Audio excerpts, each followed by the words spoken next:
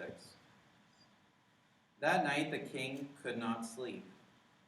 So he ordered the book of the Chronicles, the record of his reign, to be brought in and read to him. It was found recorded there that Mordecai had exposed Bigthana and Teresh, two of the king's officers who guarded the doorway, who had conspired to assassinate King Xerxes. What honor and recognition has Mordecai received for this? The king asked. Nothing has been done for him, his attendants answered. The king said, Who is in the court? Now Haman had just entered the outer court of the palace to speak to the king about hanging Mordecai on the gallows he had erected for him. His attendants answered, Haman is standing in the court. Bring him in, the king ordered. When Haman entered, the king asked him, What should be done for the man the king delights to honor? Now Haman thought to himself, Who is there that the king would rather honor than me? So he answered the king, For the man the king delights to honor, have them bring a royal robe the king has worn, and a horse the king has ridden, one with a royal crest placed on its head. Then let the robe and horse be entrusted to one of the king's most noble princes. Let them robe the man the king delights to honor, and lead him on the horse through the city streets, proclaiming before him, This is what is done for the man the king delights to honor.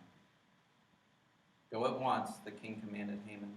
Get the robe and the horse, and do just as you have suggested for Mordecai the Jew, who sits at the king's gate.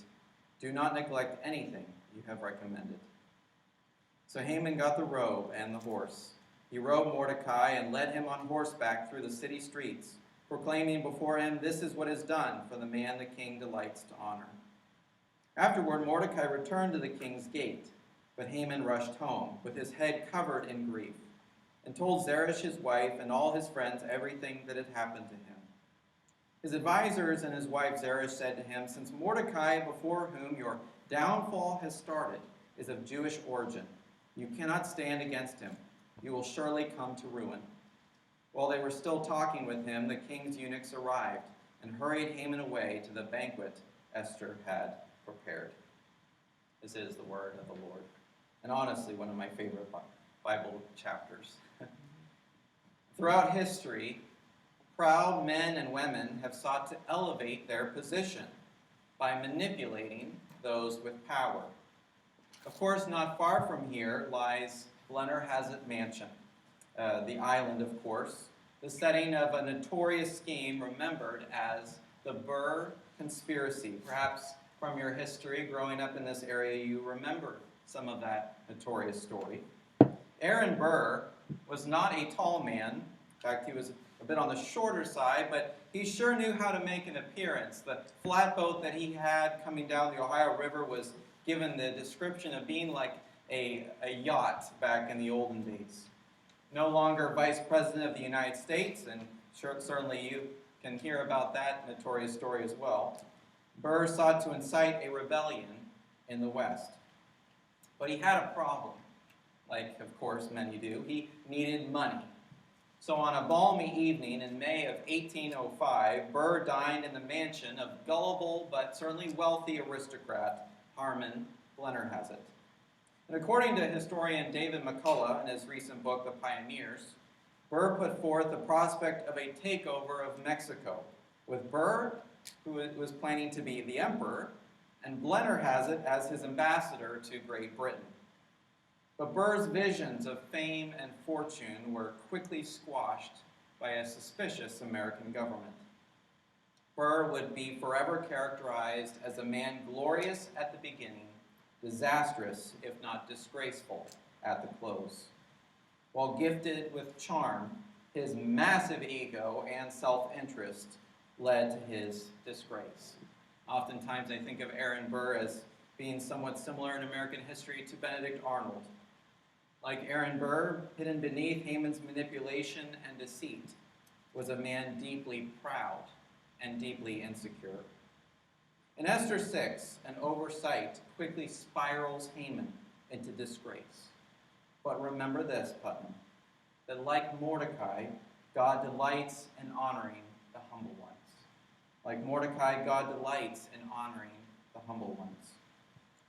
So the first thing we see in Esther 6 is that a series of coincidences bring an overlooked deed to a timely forefront.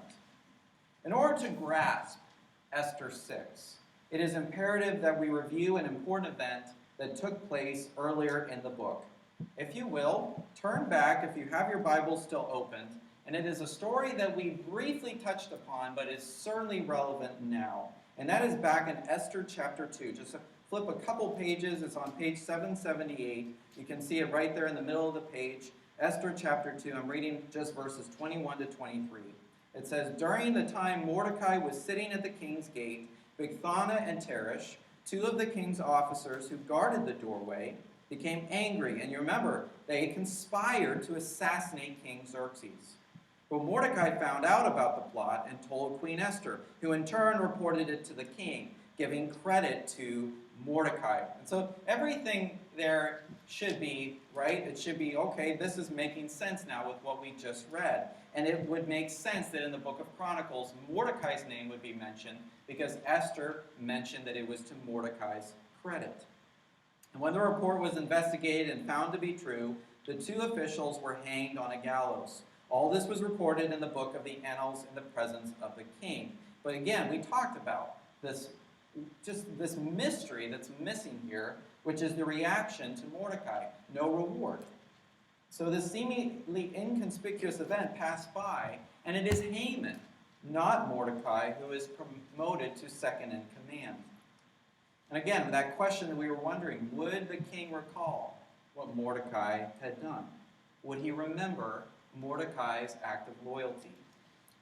And this is a big deal. I know it maybe seems like something just kind of trivial in our minds, but in ancient Persian culture, this was a big deal. Overlooking Mordecai's action would be considered a hugely embarrassing matter. In our history, we are familiar with what has taken place to presidents like Abraham Lincoln and John F. Kennedy. And these were tragic, history-making shootings. In ancient Persia, attempts at assassination were made even more frequently. And thus, when a citizen took action and thwarted a disaster, it was a big, big deal because it happened on a very frequent occasion. In fact, if you look at Roman emperors, the amount of them, even around the time of Jesus, that died because of assassination is really eye-opening. And so shrewdly, the way to counter this is that nobility rewarded loyalty as a means of promoting safety.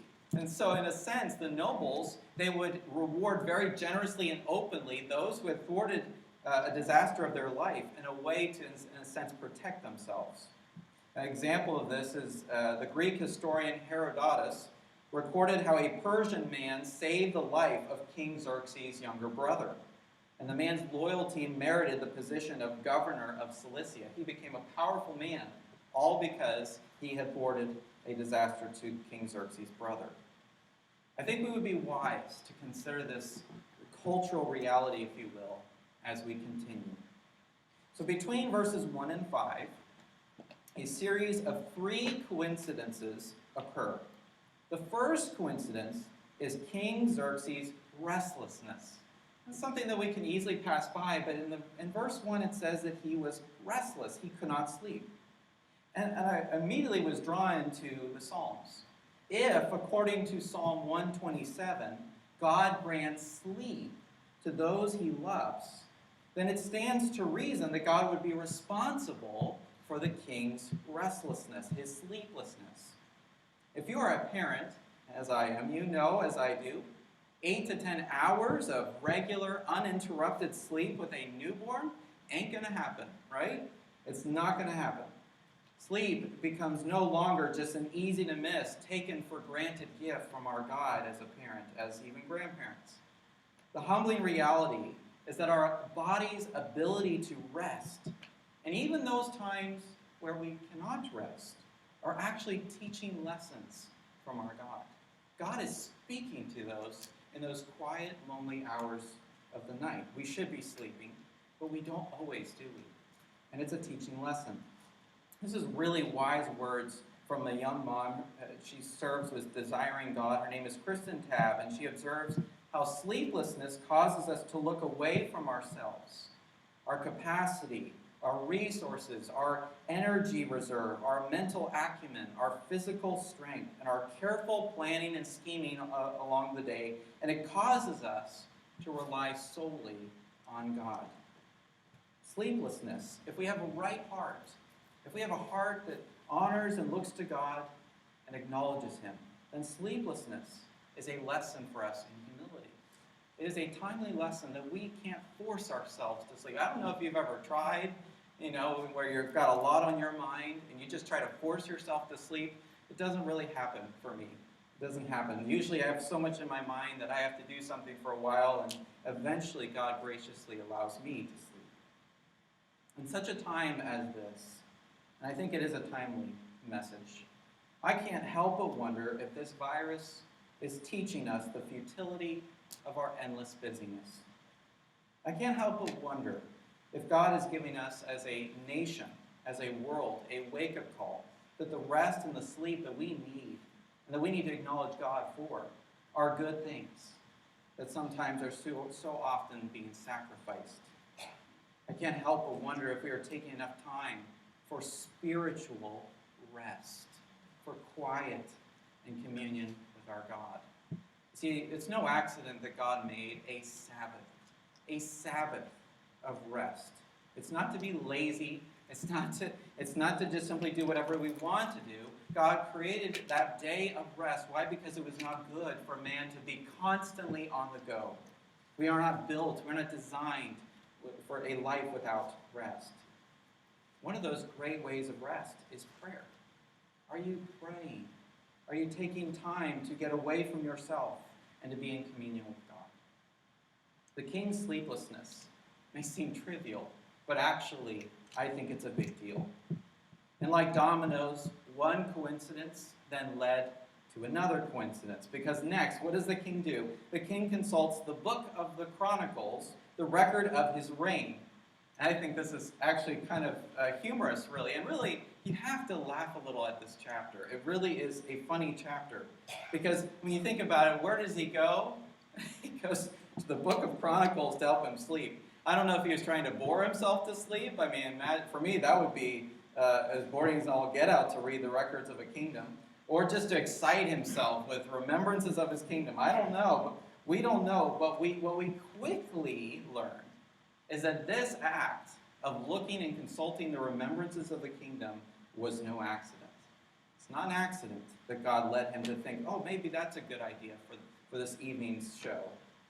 And so through this bedside reading, the king then is reminded how Mordecai had exposed Bigthana and Teresh. It didn't come through a vision. It didn't come through anything else. It came through this book of the remembrances of the kingdom. And what he discovers was alarming. It would have been quite alarming to him. It would have been like the opposite of rest. It would be, whoa, wait a minute, this is not good. There was no reward. And so what does he do? The king immediately seeks someone to do something about this. This is an urgent matter. For Mordecai not to receive a reward would be a disgrace upon the kingdom. And who should be in the palace at that late, very early hour? It just so happens, the third coincidence, Haman. Haman had arrived. Of all the people, it's Haman. And so rather humorously, Haman's hateful scheming suddenly begins to backfire. Here in Esther 6, we come to what we would call the turning point of the whole book. In fact, the structure of the book, and maybe hopefully in these future weeks we'll be able to notice this even more clearly. But really, if it is, it's kind of like a triangle, and Esther 6, chapter 6, is the immense turning point of the whole book. From now on, we see everything begin to turn in a very interesting way, but we will touch upon that in the future. I mentioned how Esther's brave, illegal appearance before the king was the defining moment. It was certainly her defining moment a few weeks ago. And yet, Esther still has yet to call out Haman's scheme, right? That's still not being attended to. There's still this sense of process, right? That the second banquet has yet to come about. This is all taking place in the time between. The implication of the genocidal edict that Haman has brought forth has not been named. Oh no, Haman thinks everything's great and good at this point as we enter Esther chapter 6. Haman, has been quite busy, hasn't he? Devising a way to rid himself immediately of Mordecai the Jew. And so as Haman approaches the court of the palace, and I do think that this as a story merits us to use our minds and our imagination a little bit. We can imagine Haman is waiting for the king, and what is he doing? He's looking over, and he sees that 75-foot high pole that he's had constructed, and he leaves it for the presence of the king. I believe that it is truly an ominous scene, as you imagine in him having this awful gallows built, planning full well the death of Mordecai. But before Haman can make his request, and all of this is quite timely, King Xerxes asked him immediately, "What should be done for the man the king delights to honor?" But Haman has had no time to mention what he is scheming. All this is going on without the king knowing it. And so crucially also, and we see in that question, don't we, this vagueness. There's this vagueness to this, who is this man? The king does not mention who he delights to honor. Mordecai's name is not mentioned. And I think that's important because what follows is a wonderful opportunity that the narrator gives, which is very rare in the Bible, for us to actually get a window into Haman's heart. Because what we are about to see is Haman's very heart. We don't have to assume, we don't have to wonder what his character is, it is told for us. The question that he thinks to himself, right, Haman, who is there that the king would rather honor than me? Who is there that the king would rather honor than me? I am so worthy of honor. Right? We don't have to assume what he's thinking. We don't have to assume what he's doing. It's right there. He's a man that is desperate for honor, desperate for glory, desperate to be beloved by the masses, desperate to have that 75-foot pole of ego that he possesses filled to the brim with pride.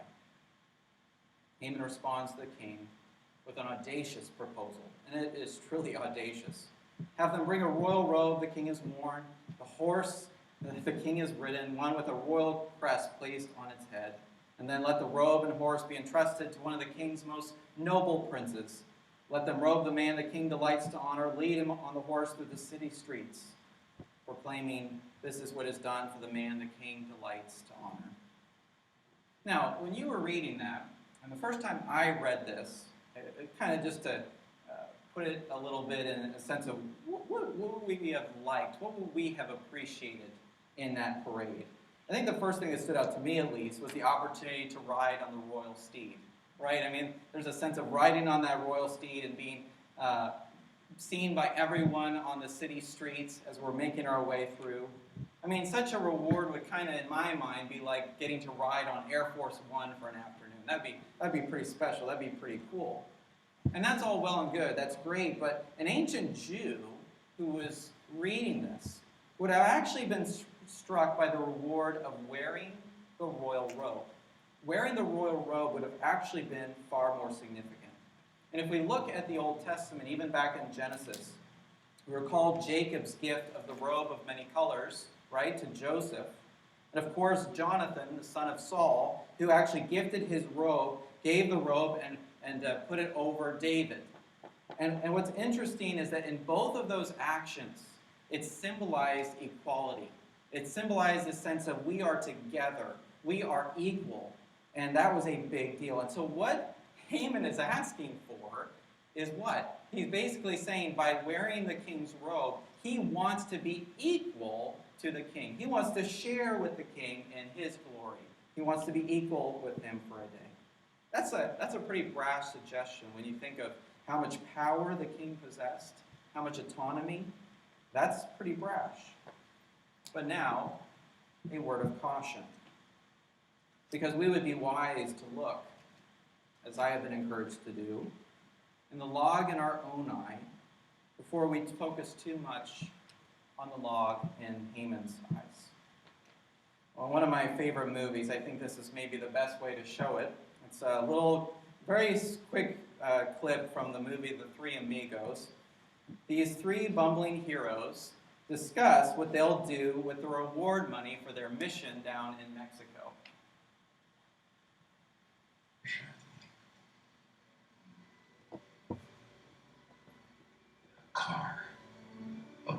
shiny silver car. I'll drive all over Hollywood. Show Flugelman a thing or two. What about you? New York, maybe Paris, Champagne, parties. Be a big shot for a while. How about you, Ned? I'm going to start a foundation to help homeless children. That occurred to me to do that at one point, too. Oh, well, I meant that I would do that first, and then I would get a big shot. Before I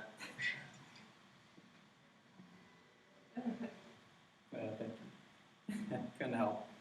And while humorous, I think that scene makes a point, doesn't it?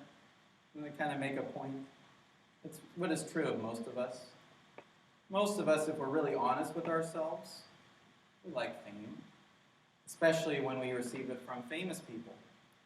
We like to be noticed, especially by those the community, the world notices.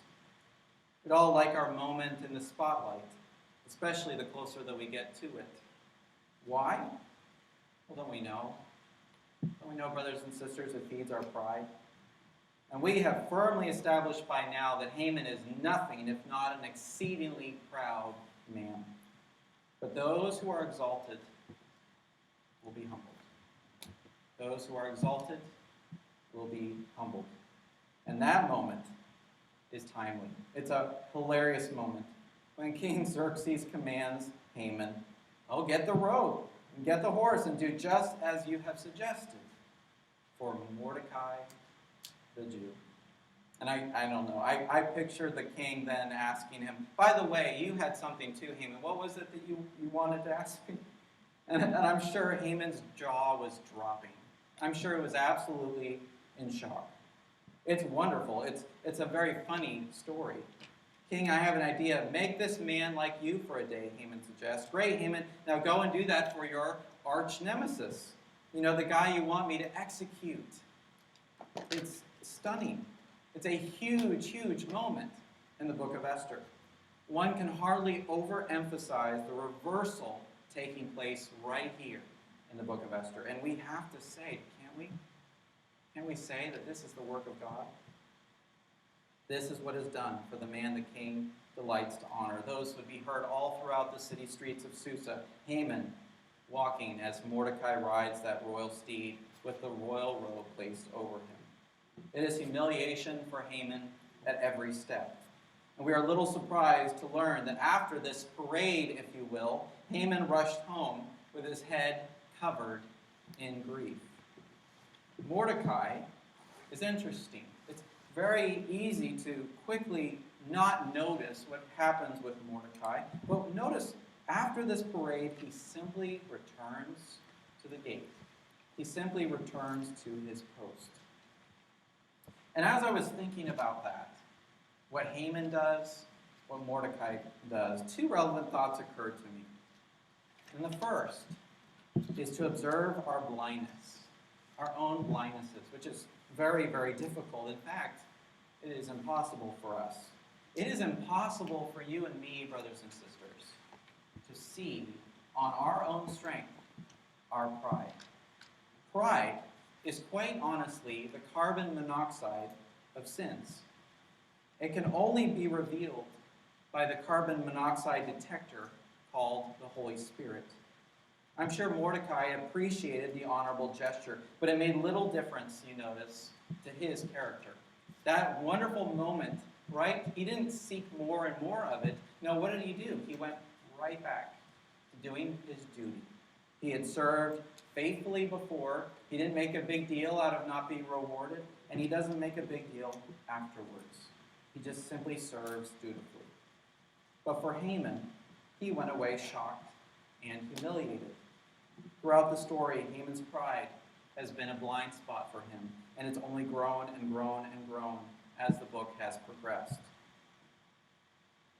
Despite being reborn as Christians, we still need the Holy Spirit to show us where we think ourselves too high and mighty, too entitled, too much earning the service of others, or where we too often look for affirmation, too often lack in self-esteem, too often lack in confidence. There is very much a two end of a spectrum.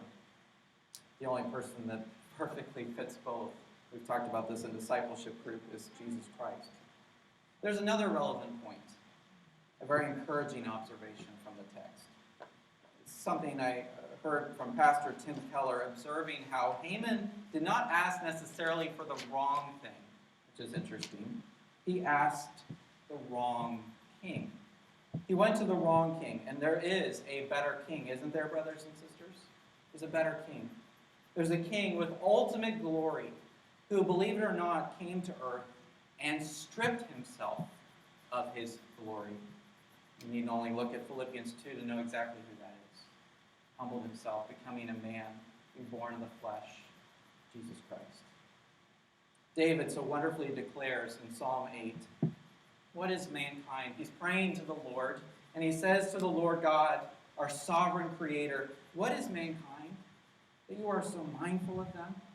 Son of man, that you care for him? You made them a little lower than the angels. You crown them with glory and honor and put everything under their feet. Now, of course, we wonder, well, where is that glory? I'd love to see that. Where is it? Hebrews 2, we need only look there, reminds us. Yes, we don't experience that. We live in a broken, fallen world, for sure. But it is as sure one day, one glorious day, it is as sure. That dominance that Jesus made of Adam and Eve, or God made of Adam and Eve in that Garden of Eden, right, that he had dominion over all creation, we will one day experience, just as sure as Jesus Christ experiences it. And Haman was hoping for some comfort, some consolation from his friends and family. He'd be quite disappointed the moment he got home, because the same Zeresh who proposed the gallows in the first place is now promising Haman, I found this interesting, since Mordecai, before whom your downfall has started, is of Jewish origin, you cannot stand against him. You will surely come to ruin. What a wonderful turn. What amazing words. And I think we go right to Balaam, reminded of Balaam and Rahab, people outside of the covenant community, people outside of the chosen people of Israel, Rahab notably, right, with Jericho, yet discerning the providential hand of God. Oh, you will not stand. If God is against you, you cannot stand. But if God is for you, who can be against you? Who can be against you?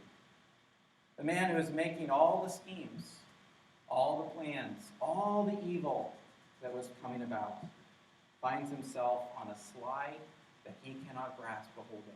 You notice this turn already starting, where everything up till now he has been in control. And now all of a sudden he's being whisked away to the second banquet. He has no control over anything anymore. Everything is falling apart. He's choking on his pride as he leaves for the second banquet. It is quite a stunning reversal right here in Esther chapter 6. Now, as I said to you, there is a message of thanksgiving right here. I don't have to look too hard to get a Thanksgiving message out of Esther chapter 6. Now, typically, we'd be smelling the delicious aroma of turkey for our fellowship dinner after the service. And it's a reminder, isn't it? All the things that we have experienced, all the things that we are going through, the struggle of this season right now. It's a season I've mourned. Because actually, to be honest with you, Thanksgiving is my favorite holiday of the year. And maybe you are asking yourself, what can I be thankful for in a year like this? Honestly, I'm just glad that 2020 will be over. Maybe some of us feel that way. Well, believe it or not, I think there is a beautiful lesson right here about gratitude. And the lesson is this, that in untold numbers of ways, God is moving, He is protecting, He is loving, and He is providing for you and for me, even when we, and maybe most especially when we can't see Him doing it. I want you to try to think of Mordecai for a moment. Think of Mordecai and what he has been through and what has taken place for Mordecai. From the moment that Haman gets heated and angry and enraged back in Esther chapter 5, all the way through to the moment that Haman robes him, Mordecai has no idea what's being discussed about him. He's got no idea what Haman's doing in opposition to him. He has no idea what is being thwarted. He has no idea. And we, the reader, know that he has been the center of attention, hasn't he? Haman goes home and he wants to do something immediately about Mordecai. Mordecai has no idea any of this is taking place. And what God does for Mordecai, working behind the scenes, he is doing on a regular basis in your life. And you know what's amazing about our God? He does it, and he knows fully well that you might not even acknowledge him for it. I want you to think about that. The creator of the universe, our sovereign God, is loving us, knowing full well that we may never give him the glory for doing so. He's a loving God. If you have not gotten the virus this year, I have something to tell you. Don't think about tomorrow and the possibilities for a moment. Think of today, right now. If you have your health right now, you have something to be thankful for today, that you are not sick with that virus. If you have a job in this economy, you have something to be thankful for right now. If you're able to put food on your table, dear ones, you have something to be thankful for right now. And you know, what's really interesting to me is finding this, that despite the tensions of living in close quarters this year, surveys actually report, and several of them report really encouragingly, that family relationships have actually deepened and improved this year more than in any other. That's really interesting. Really interesting. There is discipleship happening in the homes, where it should be happening, where parents and children and grandchildren are learning about Jesus Christ, even away from a church building. That's good news. That's what we are about. We're about seeing the gospel come here and into the world. We've got to be doing both. There are so many ways that our adversary, who seeks to harm us every day, is being thwarted. And we may not, and certainly we don't always see it. I'm not suggesting, brothers and sisters, that we ignore the troubles. I'm not advocating that we bury our heads. I'm suggesting that we look. We have eyes looking at that manna of bread, that daily portion of grace that God is giving, the blatant and the subtle ways that God is gracious to us. And in that we can be truly grateful people. Even remember how I began? Sleep. Did you sleep last night?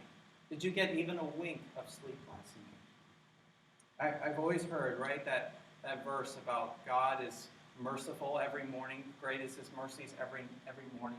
And you know, I think I had a new revelation of that this week.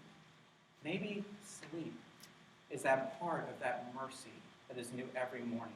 You've been given the rest to wake up with a purpose, to get up, to live your life today, right now, with a purpose that God has given. And so I look at the opportunities. I hope you will join me to serve. To serve today, looking to the glorious hope that he promises, the crown of glory that will never perish, spoil, or fade. Why? Because we suffer trials in this life, but God is so good to us. Like Mordecai, God delights in honoring the humble ones. Please pray with me.